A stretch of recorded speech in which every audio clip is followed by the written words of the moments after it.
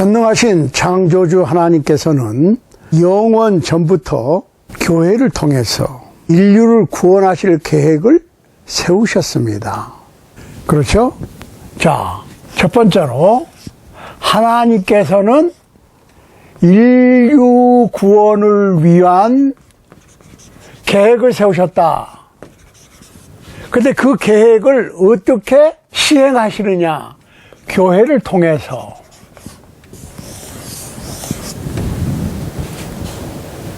요한복음 3장 16절, 예배서서 3장 9절로 21절, 마태복음 16장 18절, 골로새서 1장 13절 참조하시기 바라요.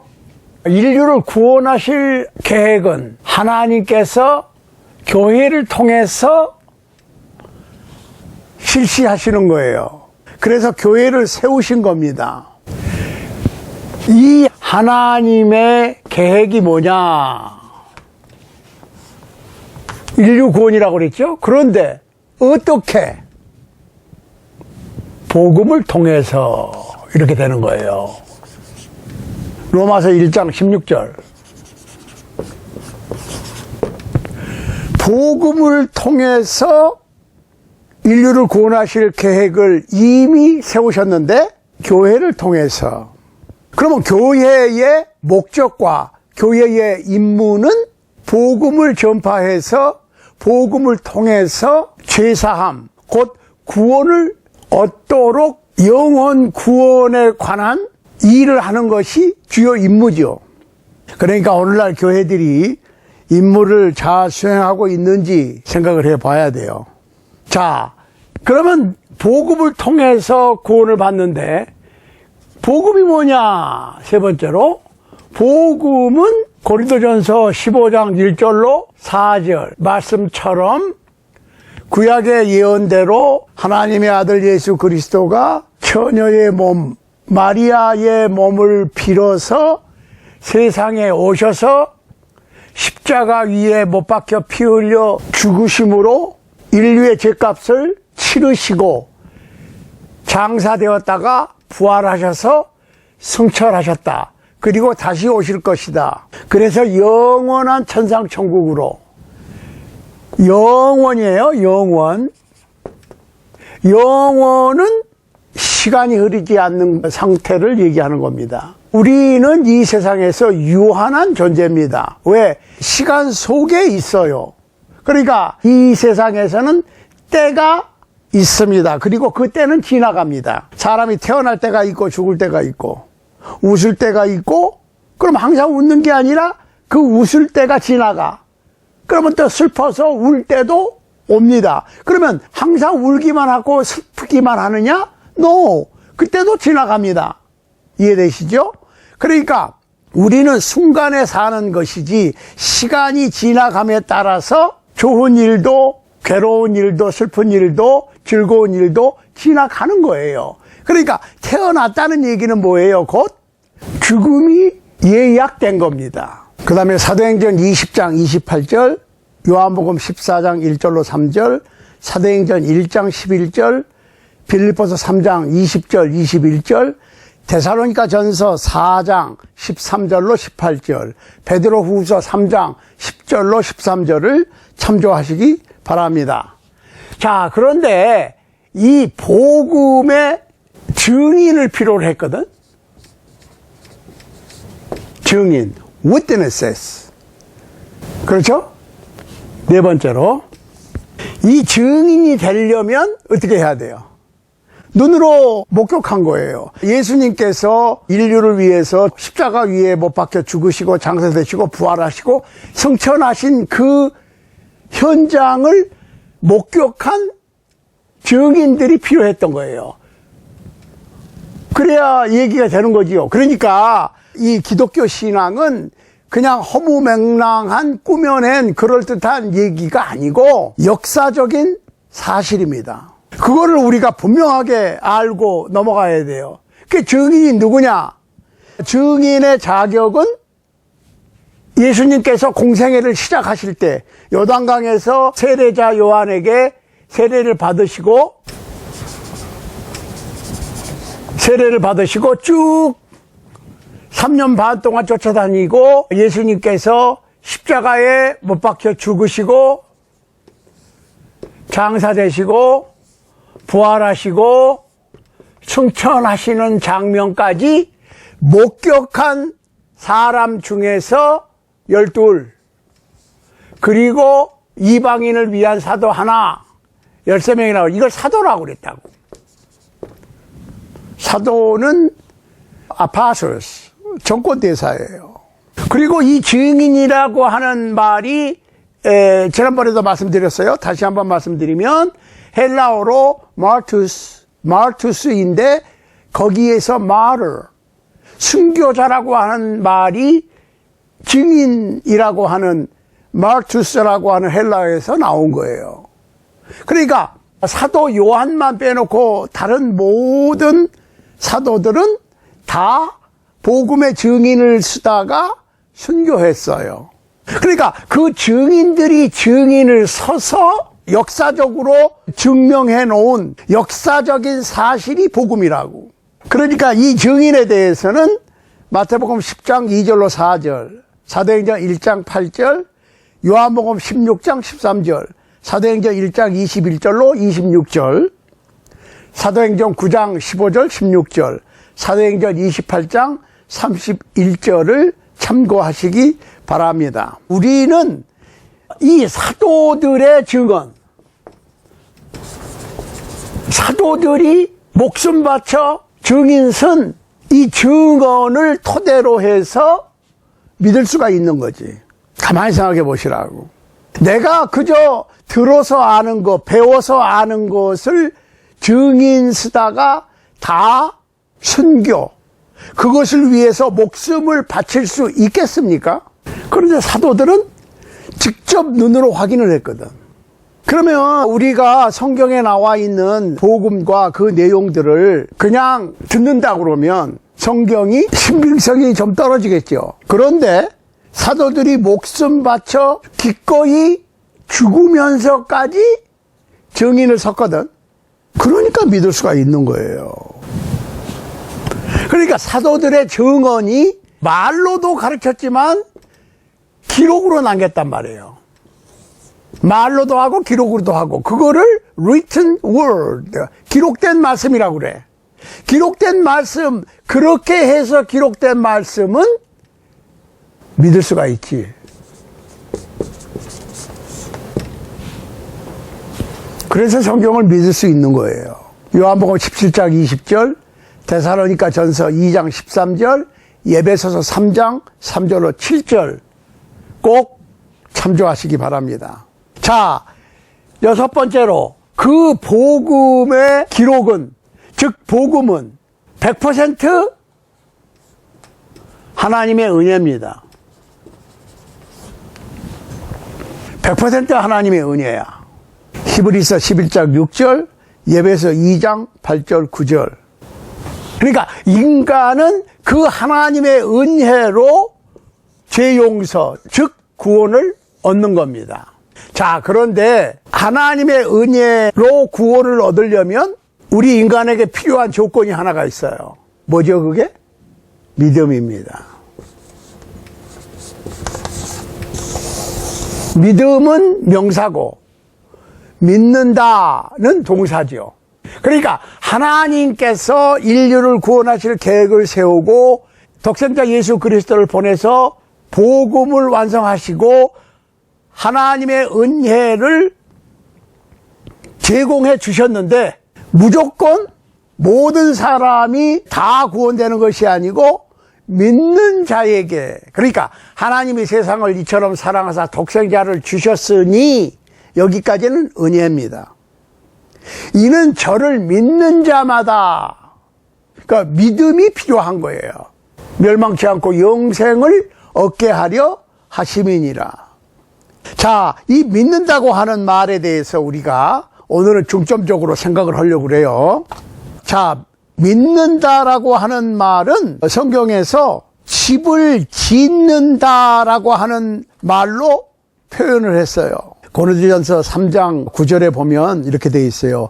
우리는 하나님의 동역자들이요 너희는 하나님의 밭이요 하나님의 집이라. 내게 주신 하나님의 은혜를 따라 내가 지혜로운 건축자와 같이 터를 닦아둠에 다른 이가 그 위에 세우나 그러나 각각 어떻게 그 위에 세우기를 조심할지니라. 이 닦아둔 것 외에 능히 다른 터를 닦아둘 자가 없으니 이 터는 곧 예수 그리스도라. 만일 누구든지 금이나 은이나 보석이나 나무나 풀이나 짚으로 이 터 위에 세우면 각각 공력이 나타날 것인데 그 날이 공력을 밝히리니 이는 불로 나타내고 그 불이 각 사람의 공력이 어떠한 것을 시험할 것임이니라.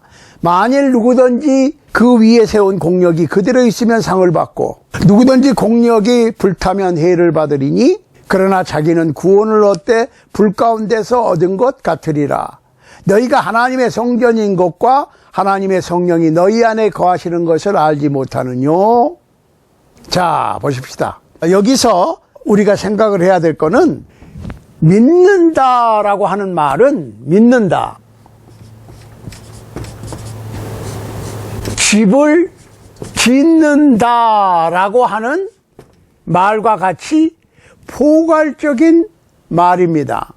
다시 말씀드리면 믿는다고 하는 것은 생각으로, 계획으로, 머릿속으로, 마음속으로 동의하거나 인정하는 것으로 끝나는 게 아니라 무엇인가 하는 거예요. 이 일을 하는 거야. 집을 짓는다는 얘기는 무슨 얘기예요? 땅을 마련하고 기초공사를 하고 그 위에다가 한 가지씩 두 가지씩 처음에는 어떻게 합니까? 기초공사하고 그 다음에는 프레임워크하고 그 다음에는 벽, 천장, 지붕, 마루도 깔고 계단도 짓고 그 단계가 많아요. 전기 배선도 하고 수도 배선도 하고 하수도 배선도 하고 그렇게 해서 여러 단계를 거쳐서 집이 완성되는 것이지 집을 짓는다 라고 하면은 그냥 뚝딱 바로 집이 턱 생기는 건 아니에요. 그렇죠?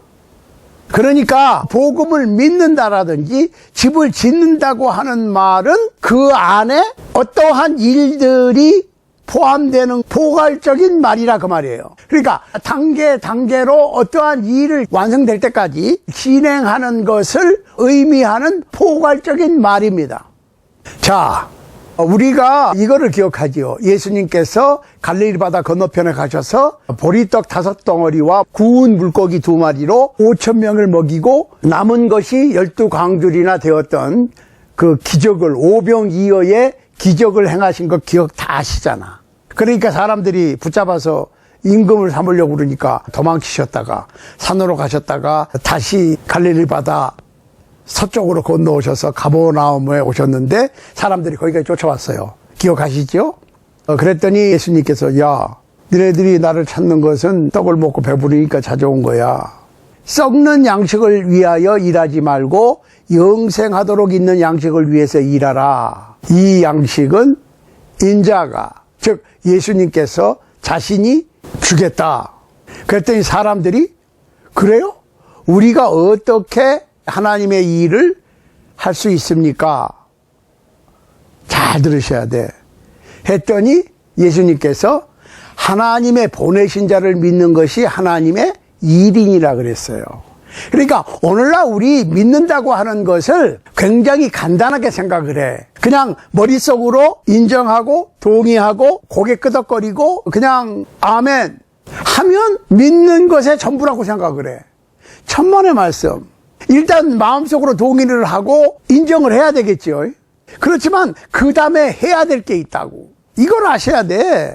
그러니까 예수 그리스도를 믿는 것이 영원한 생명을 얻는, 영원한 양식을 얻는 하나님의 일인데 그 일은 그냥 머릿속으로만 생각하고 동의하는 것으로 끝나는 것이 아니라 무엇인가 단계별로 해야 될 일이 있다는 거예요. 그렇게 얘기하면 또 어떤 분들은 저 양반은 행위구원을 강조하니까 이단이다 라고 얘기를 하기를 좋아하는데 천만의 말씀. 이 세상에서 어느 누구도 율법의 행위로 공을 쌓아서 구원을 얻을 수 있는 사람은 한 사람도 없습니다. 하나님의 은혜를 믿음으로 구원을 얻습니다. 그런데 믿음의 행위를 거부하는 것은 그 믿음은 정상적인 구원 얻는 믿음이 아니고 귀신의 믿음이라고 그랬어요. 그러니까 믿음에도 두 가지가 있어요. 구원 얻는 믿음과 귀신의 믿음.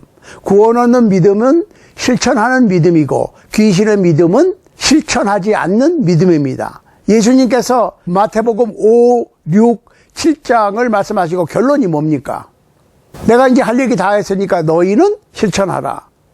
내 말을 듣고 실천하면 반석 위에 집을 짓는 거고 실천하지 않으면 모래 위에 짓는 거예요. 예수님께서 그렇게 결론을 내리셨죠. 그러니까 모래 위에 집을 지을 수 있어. 그 실천하지 아니하고 머릿속으로만 믿는 걸 얘기하는 거예요. 실천하는 사람은 반석 위에 집을 짓는 거니까 평상시에는 아무 문제가 없어. 모래 위에 지었든 반석 위에 지었든. 그렇지만 홍수가 나고 비바람이 몰아치고 그 집을 폭풍과 강탈을 하게 되면 모래 위에 집은 떠내려가고 무너져 버려. 그렇지만 반석 위에 지은 집은 그대로 서 있다. 그러니까 마태복음 7장 24절로 27절, 고린도전서 3장 10절로 15절, 로마서 3장 16절로 5장 11절, 갈라디아서 5장 6절, 야고보서 2장 14절로 26절, 갈라디아서 4장 21절로 5장 6절, 히브리서 5장 8절. 제가 언급한 말씀들을 꼭 찾아서 읽어보셔야 여러분의 머릿속에 각인이 되는 거예요. 그러니까 우리가 그저 일주일에 한두 번씩 예배 모임에 가서 좋은 소리 한마디 듣는 걸로 여러분의 신앙의 집이 완성이 됐고 유지가 된다고 하는 생각은 잘못된 거예요. 말씀 연구는 목사님들 몫으로 끝나면 안 돼. 왜? 여러분의 신앙의 집은 여러분 자신이 짓는 거예요. 뭐 교인이 100명이든 200명이든 1000명이든 5000명이든 10,000명이든 목사님한테 다 의존을 해. No. 여러분 한 분 한 분의 신앙의 집은 여러분 한 분 한 분이 짓는 거예요.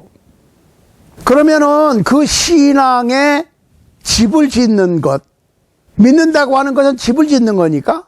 그러면 뭐 잘 지은 사람이나 못 지은 사람이나 짓다 만 사람이나 다 똑같으냐? 그렇지는 않아요. 그러니까 그런 거에 대해서 쭉 계속해서 앞으로 몇 시간 연구를 할 겁니다.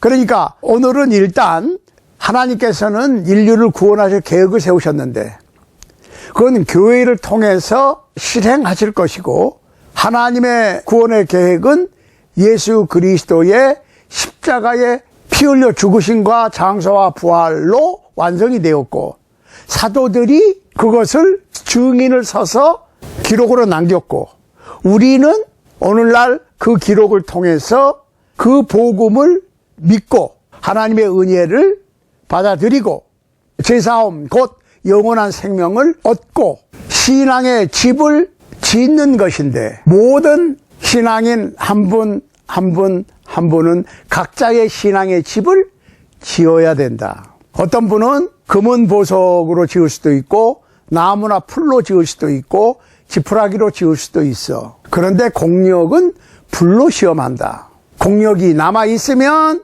상이 있고 타버리면 상이 없어. 이런 모든 신앙적인 관계가 어떻게 진행되느냐, 이런 것들을 계속적으로 우리가 공부를 할 거니까 여러분들께서 관심을 갖고 여러분이 자신의 좋은 신앙의 집을 지어서 그저 구원받는 정도가 아니고 상급을 받을 수 있는 여러분과 저의 신앙이 될 수 있기를 우리 주님 예수 그리스도의 이름으로 간절히 소원합니다.